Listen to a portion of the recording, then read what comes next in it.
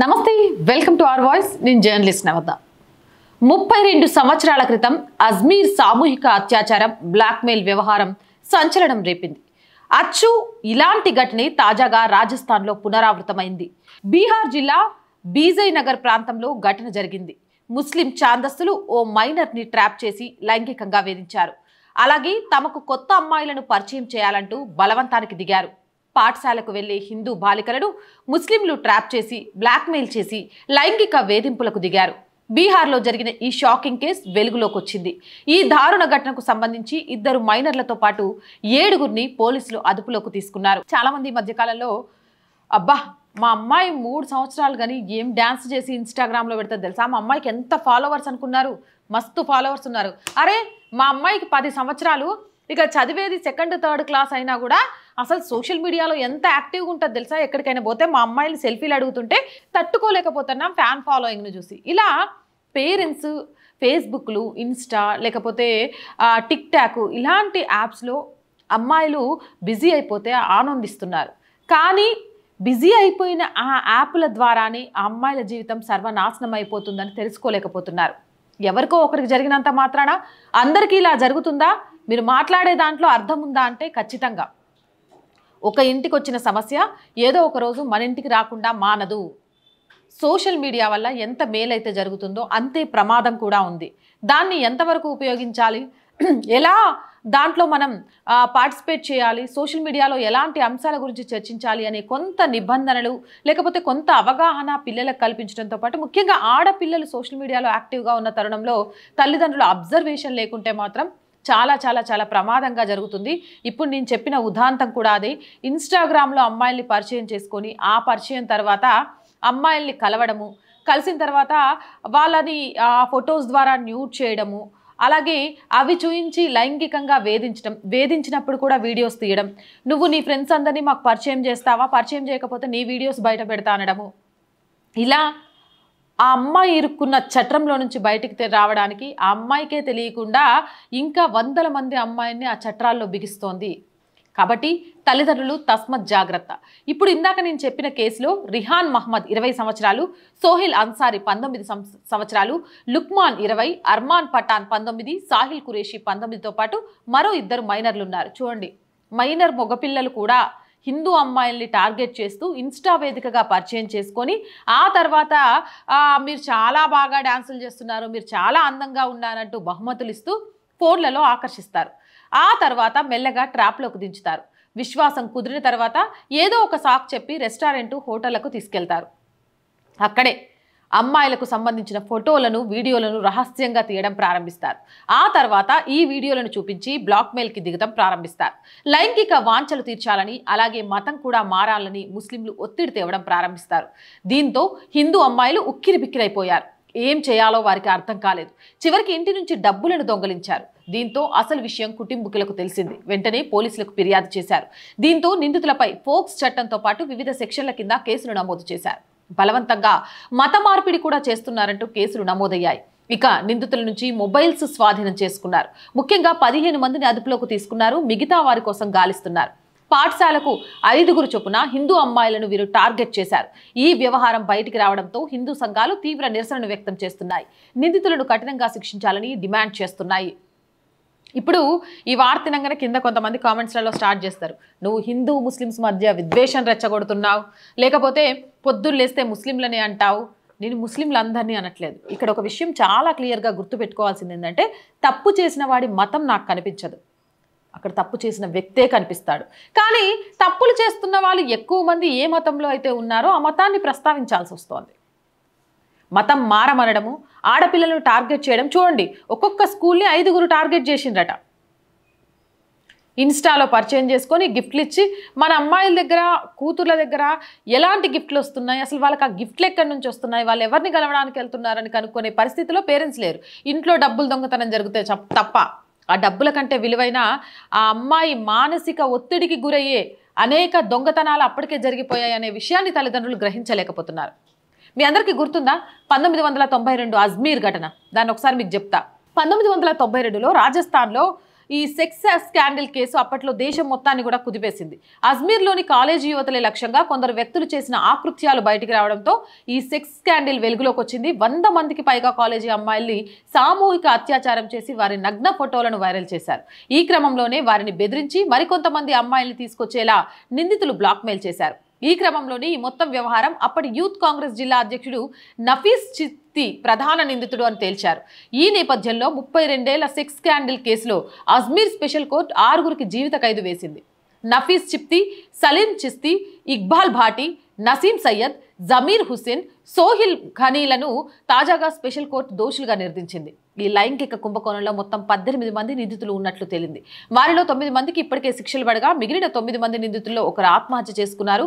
మరో వ్యక్తి పరారీలో ఉండగా ఇంకో వ్యక్తికి ప్రత్యేక విచారణ కొనసాగుతుంది. తాజాగా మిగిలిన 6 వ్యక్తులకు కోర్టు శిక్ష విధించింది.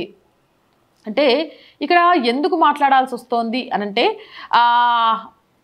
ఆడపిల్లల్ని మనమే జాగ్రత్తగా చూసుకోవాలి. 1992లో జరిగితే ఇప్పటిదాకా పరారైనోడు ఒకటి దొరకలేదు, ఇంకా కొంతమందికి శిక్ష పడలేదు.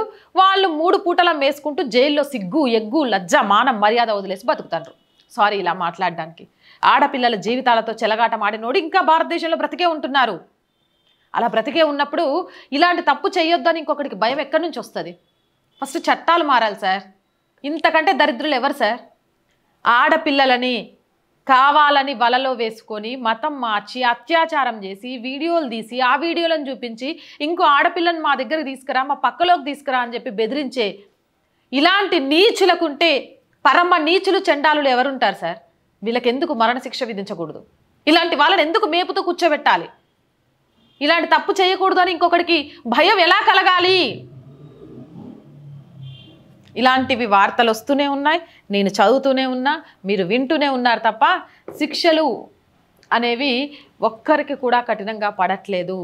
అదే ఆడపిల్లల జీవితాలని అంధకారంగా మార్చడానికి నేరస్తులకు ఒక సాకుగా దొరికింది. ఏముందిరా భయ్, దొరికితే జైలుకి పోతాం, ఏముంది, ఆ కోర్టు ఈ కోర్టు క్షమాభిక్ష అంటూ తిరుగుతాం. ఇక మనం 19 సంవత్సరాల్లో చేసినా మనకు ఒక 30 సంవత్సరాలు వచ్చేదాకా శిక్ష పడదు, అంటే 50 సంవత్సరాలు. ఇక గంతకంటే ఏం బతుకుతారం బాయ్? ఆ 50 సంవత్సరాల తర్వాత మనకు క్షమాభిక్ష పెట్టొచ్చు, లేకపోతే మన పానాలు తీస్తే అప్పుడు ఎట్టాగో పోయే పానం, ఇప్పటిదాకా అయితే అయితంగా అని తప్పులు చేసే సంఖ్య పెరిగిపోతుంది. కానీ నీ అమ్మ ఒక ఆడపిల్ల జీవితాన్ని నాశనం చేస్తే మరుక్షణం మరణశిక్ష విధిస్తారు అనే భయం ఉంటే ఎవడైనా చేస్తాడా సార్? మత్తులో చేస్తే మాత్రం అది తప్పు కాదా? చిత్తశుద్ధి లేకుండా చేస్తే మాత్రం అది తప్పు కాదా? తెలివి తక్కువతనంతో చేస్తే మాత్రం అది తప్పు కాదా? ఏంటి సార్, పిచ్చోడయి ఆలయాన్ని గూల్చేసిండ్రు, అది తప్పు కాదు అని వాడికి శిక్షలు ఉండవు. మత్తులో ఆడపిల్లని అత్యాచారం చేసిండు, మత్తు వదిలినాక పాపం బాధపడతాడు అని వాడికి శిక్షలు ఉండవు. ఇలా అయితే ఎలా సార్? ధర్మాన్ని, ఆడపిల్లల్ని ఎలా కాపాడుకోవాలి? కాపాడుకోవాల్సింది తల్లిదండ్రులు. జాగ్రత్త, జాగ్రత్త, జాగ్రత్త. ఎందుకు అనంటే రాబంధువుల్లాగా మతం మార్చడానికి ఆడపిల్లను అడ్డు పెట్టుకొని బ్రతికే దౌర్భాగ్యులు ఈ దేశంలో ఉన్నారు. ఏం చాతగాక, ఈ ధర్మాన్ని ఏమీ చెయ్యలేక ధర్మం ముందు ఓడిపోతూ ఆడపిల్లను అడ్డంగా పెట్టుకోవాలి అని చూసే సన్నాసులు ఎక్కువైపోయారు. ఆడపిల్లల తల్లిదండ్రులు తస్మత్ జాగ్రత్త. మీ అమ్మాయిలు సోషల్ మీడియాలతో ఎవరితో పరిచయం ఏర్పాటు చేసుకుంటున్నారు? మీ అమ్మాయి దగ్గర ఒక కొత్త వస్తువు కనిపించిందంటే దాన్ని ఎవరు గిఫ్ట్ చేశారు? ఏ టైంలో వెళ్తున్నారు బయటికి, ఏ టైంలో వస్తున్నారు? అది వాళ్ళ మీద అనుమానం కాదు సార్, భద్రత. 9 నెలలు కడుపులో ఎలాగైతే దాచుకున్నారో మీ అమ్మాయిని, అలాగే ఆ అమ్మాయి చివరి నిమిషం వరకు కూడా అలాగే దాచుకోవాల్సిన సమయం ఇప్పుడు భారతదేశంలో ఉంది.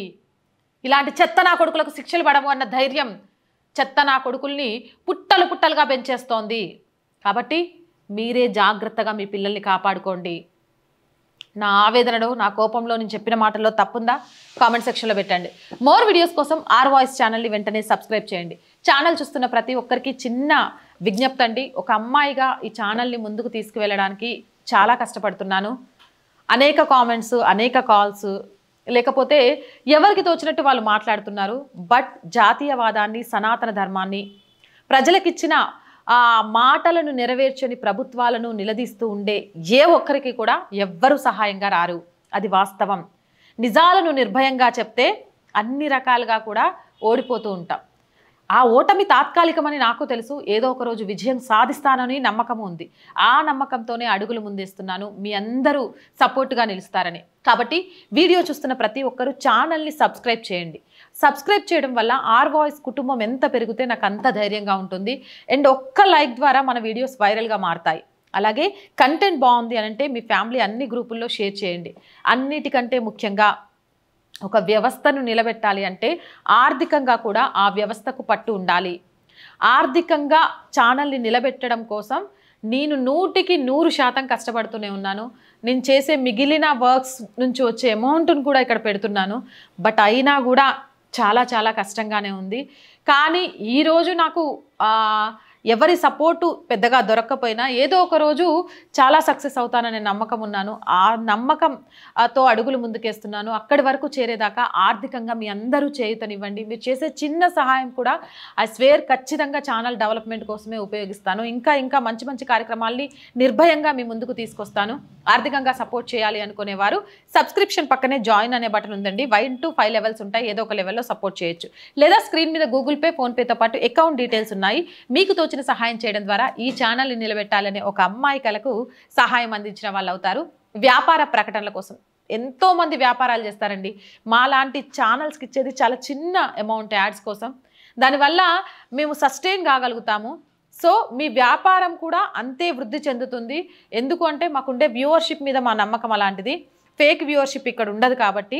సో వ్యాపార ప్రకటనల కోసం కూడా ఆర్ వాయిస్ని సంప్రదించండి. 8328500576 నెంబర్కి కాల్ చేయడం ద్వారా ప్రజా సమస్య ఏదైనా మీ గొంతుకను మా గొంతుకగా వినిపిస్తాం. 8328500576 నెంబర్కి వాట్సాప్ ద్వారా తెలియజేయండి. ఒకరు ఇద్దరు ఇప్పటికీ పంపించారండి. ఒక మిలిటరీకి సంబంధించిన వ్యక్తితో పాటు ఒక పెద్ద ఆయన. వాటికి సంబంధించి ఇంకా వివరాలు సేకరిస్తున్నాం. ఖచ్చితంగా పూర్తి వివరాలతో ఆ వీడియోలను మీ ముందుకు తీసుకొస్తాం. జై హింద్, జై భారత్.